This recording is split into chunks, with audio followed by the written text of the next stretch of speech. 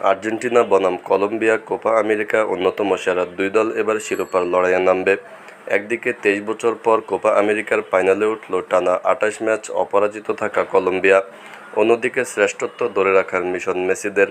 সব মিলিয়ে জমজমাট এক লড়াইয়ের অপেক্ষায় ফুটবল প্রেমীরা। ঘরের মাঠে মায়ামিতেই মেগা ফাইনাল খেলবেন লিওনেল মেসি, যা ইন্টার মায়ামির সমর্থকদের জন্য বেশ আনন্দের বিষয়, কারণ প্রিয় তারকা যে আরও একটি শিরোপা জয়ের অপেক্ষায়। তবে প্রতিপক্ষ কলম্বিয়া বলে কিছুটা দুশ্চিন্তা তো থেকে যাচ্ছে আর্জেন্টাইনদের। এর আগে একবার দুই দলে দেখা হয়েছিল কোপা আমেরিকার ফাইনালে।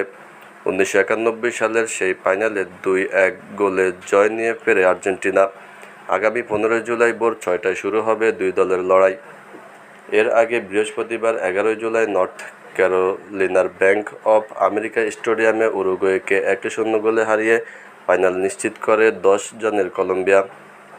৩৯ মিনিটে কলম্বিয়ার হয়ে গোলটি করেন ডিফেন্সিভ মিডফিল্ডার জেফারসন লেরমা।